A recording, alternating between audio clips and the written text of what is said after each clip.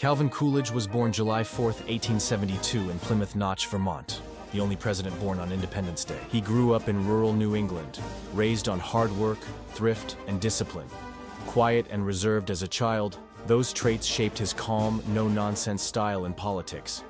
He worked his way up from city councilman to mayor to governor of Massachusetts. Coolidge rose to fame during the 1919 Boston police strike, when officers walked out and riots broke out across the city. He restored order by calling in the state guard, declaring, "There is no right to strike against public safety."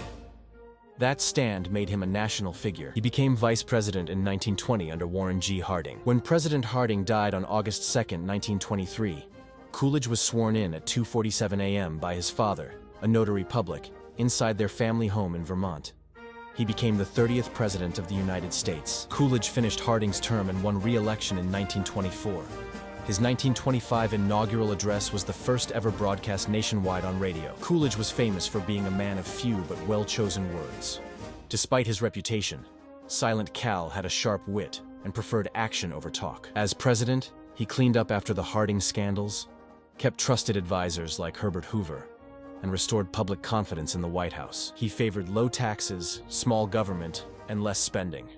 The Revenue Acts of 1924 and 1926 cut taxes and reduced the national debt, fueling the prosperity of the Roaring Twenties. Coolidge signed the Immigration Act of 1924, which created strict quotas and barred most Asian immigration, a controversial policy of the time. He also signed the Indian Citizenship Act of 1924, granting U.S. citizenship to all Native Americans born in the country. Coolidge embraced modern technology.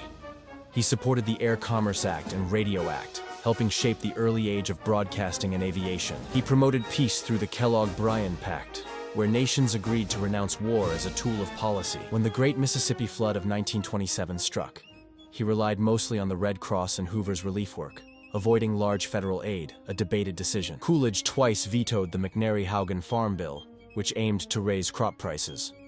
Farmers struggled even as cities thrived. In 1924, his 16-year-old son Calvin Jr. died from an infection. Friends said Coolidge was never the same after the loss. In 1928, he announced, "I do not choose to run."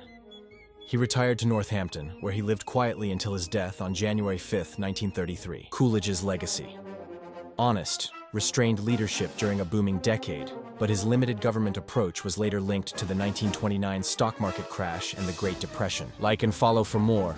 Herbert Hoover is next.